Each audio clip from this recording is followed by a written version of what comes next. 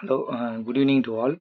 This is the second section of technical learning of an. My name is Eswaran. I am from Team 18. Actually, this video is recording about what are the technical I have been learned in week 2. This is the technical I have been learned in week 2. First of all, what is in JavaScript?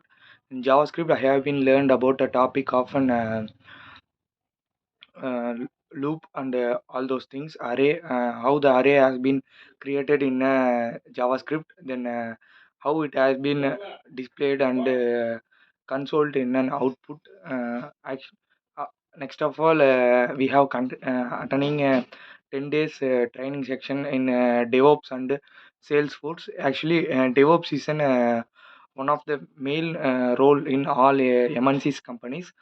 DevOps is related to how the project has been started, how the project has been ended. It is a, 10 days training section, and Salesforce also a training 10 days training section. We have running intro about both of the sections at Saturday. Actually, the DevOps is how the project has been. We needed to given first of all.